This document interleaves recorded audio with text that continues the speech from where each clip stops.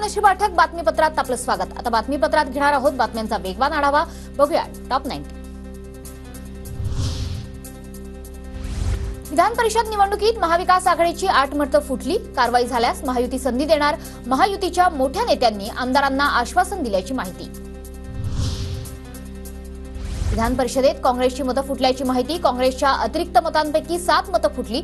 Dummy मतपत्रिकेद्वारे काँग्रेस फुटलेल्या मतांचा शोध घेणार।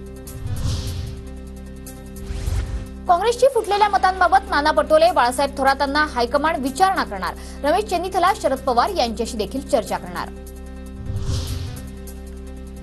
पक्षविरोधी आमदारांसाठी ट्रॅप लावला होता। बदमाश लोक ट्रॅपमध्ये सापडले आहेत, त्यांना बाहेरचा रस्ता दाखवणार। काँग्रेस प्रदेशाध्यक्ष नाना पटोलेंची प्रतिक्रिया। बघा, मतं फुटलेल्याचं जे तुम्ही सांगता आहे, यावेळेस तो ट्रॅप आम्ही लावला।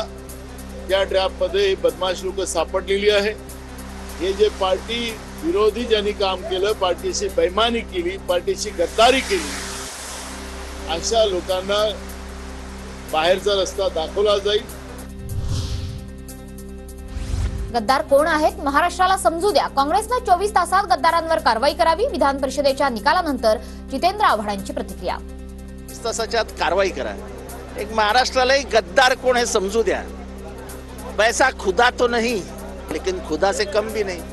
5 कोटी आणि 100 कोटी रुपयाचा फंड, 5 कोटी कॅश।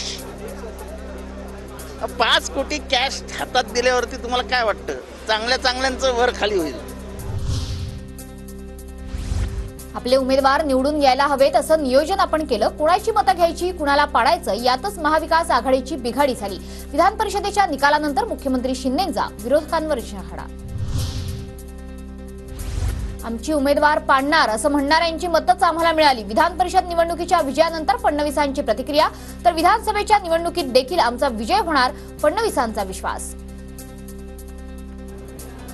की ही जी काही सुरुवात झालेली आहे, विधानसभेच्या निवडणुकीत देखील माननीय मोदीजींच्या मार्गदर्शनाखाली पुन्हा एकदा आमची महायुती निवडून येईल, हा विश्वास आज मी व्यक्त करतो। महाविकास आघाडीचे आमदार त्यांच्या पक्षात खुश नाहीत। काँग्रेसला कोणती मतं फुटणार हे माहिती होतं। विधान परिषदेच्या निकालानंतर प्रसाद लाड यांची प्रतिक्रिया। विधान परिषदेतील विजयानंतर नागपुरात झळकले अजित पवारांचे बॅनर्स। राजकारणातील चाणक्य अजित दादा, नागपुराच्या विधान भवनासमोर लागलेल्या बॅनर्सवर उल्लेख।